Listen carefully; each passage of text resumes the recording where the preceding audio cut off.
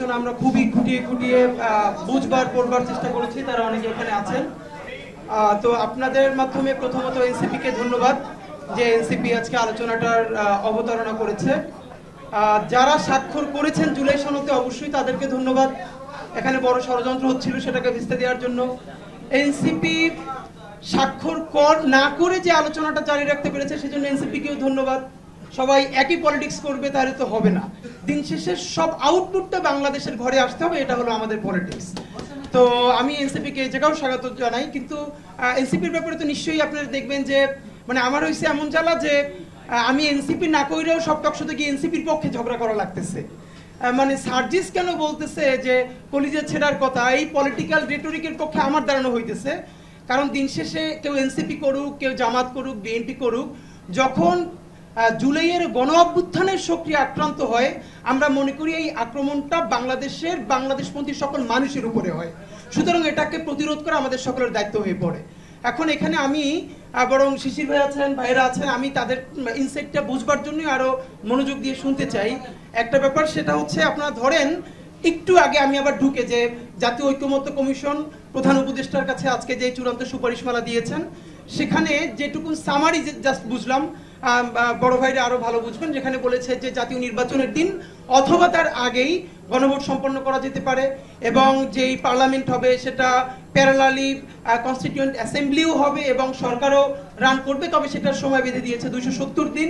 এই 270 দিন পর্যন্ত এটা কনস্টিটিউয়েন্ট অ্যাসেম্বলি হিসেবে কাজ করবে, তারপরে আবার সে আগের ফর্মে ফিরে যাবে। এখন আমার একটা প্রশ্ন, সেটা হলো, যেটা আমি বলতে আমার মতো অবুঝ নাদান বান্দা যারা কোটি কোটি এই বাংলাদেশে আছে, যারা আইনজ্ঞ না, তাদের হয়ে আমি প্রশ্নটা জাস্ট বোঝার চেষ্টা করতেছি যে ধরেন নোট অফ ডিসেন্ট বিএনপি দিয়েছে, জামাত ইসলামীও দিয়েছে, হয়তো কিছু জায়গায় এনসিপি দিয়েছে। তো খুব মেজর কয়েকটা যদি আমরা ডেভেলপমেন্ট বলি, সেটা হলো উচ্চকক্ষে পিআর, এই ব্যাপারে তো বিএনপির নোট অফ ডিসেন্ট আছে। এখন আজকে আমি মাত্র ঢুকে দেখলাম যে প্রশ্নটা কি হবে গণভোটে। তো গণভোটে প্রশ্ন দেওয়া হয়েছে এটা ঐক্যমত্য কমিশনে, যে আপনি কি এই যে জুলাই সনদ এবং তার যে ইশতেহার, এটাকে সমর্থন করেন কি করেন না, এটা টিকটা থাকবে। এখন এই টিকের পরে ধরেন জুলাই সনদ পাশ হয়ে গেল, মানে জনগণ ভোট দিল যে আমরা এই জুলাই সনদকে চাই। এখন এই জুলাই সনদ যেভাবে দেয়া আছে, এটা তো নোট অফ ডিসেন্ট সহ দেয়া আছে। এখন বিএনপি যে তার নোট অফ ডিসেন্টটা দিয়ে রেখেছে, এবং ধরে নেই আমরা বিএনপি পার্লামেন্ট সরকার ফর্ম করলো, তো বিএনপি এসে যদি বলে যে আমরা আপার হাউসে পিআর করতে পারবো না, এটা তো বলেই দিয়েছি এবং সেটা জুলাই সনদের মধ্যে দেওয়াও আছে, তো এইটা জেনেই তো মানুষ এটার পক্ষে ভোট দিয়েছে। তোমরা আমাকে প্রেসার দিচ্ছ কেন? আমি তো পারতেছি না। এখন যদি সেটা না হয়, তাহলে আপনার যতগুলো ব্যাপার আছে প্রত্যেকটার ব্যাপারে আপনি একটা একটা করে টিক নিবেন কিনা। যেমন জনগণ উচ্চকক্ষে পিআর চায় কি চায় না, টিক দেন। তাহলে এরকম করতে হলে তো আপনার 50টার বেশি টিক লাগবে। তার থেকেও বড় ব্যাপার হলো পিএইচডি যারা একমাত্র মনে হয় আইনের উপরে করে নাই আর পলিটিক্যাল সেন্সে করে নাই, বাকি সবাই তো আবার বিদেশে ট্রেনিং পাঠানো লাগবে খালি এই গুলো পড়বার জন্য যে এখানে আসলে বলছে কি। এখন রিকশাওয়ালাও তো ভোটার। এখন ব্যাপার হলো, আপনি যদি শুধু একটা টিক দেন যে জুলাই সনদ মানি, তাহলে এই জুলাই সনদ মানা না মানা দুই ধরনের ইস্যুই তো এটার মধ্যে আছে। এক, আর যদি প্রত্যেকটা বিষয়ের উপরে টিক দিতে চান, সেটাও কোনো প্র্যাকটিক্যাল ব্যাপার না। তো আমাদের যেটা অত্যন্ত জরুরি, সেটা হলো পলিটিক্যাল পার্টিগুলো আবারও বসে তাদের নোট অফ ডিসেন্টগুলো কতটুকুন কমাই আনা যায়। কারণ এই পরিমাণ নোট অফ ডিসেন্ট রেখে, এবং আমি বলতে চাই ধরেন বাংলাদেশে তো আরো গণভোট হয়েছে, এবং খুব গুরুত্বপূর্ণ যদি গণভোটের জায়গায় শহীদ প্রেসিডেন্ট জিয়াউর রহমানের সময় হয়েছে, আমার জানা মতে এইরকম সিগনিফিকেন্ট নোট অফ ডিসেন্ট সহ পৃথিবীর কোথাও গণভোট দেওয়া হয়েছে কিনা এই হিস্ট্রিটা আমার জানা নাই। একটু এই যে একটু এটা কি যাবে না, তুলে দিচ্ছে। আচ্ছা, শিশির ভাই মাত্র আসলো, তাহলে আমরা এটার ডিটেইল শুনবো, যদি এটা ফাইন।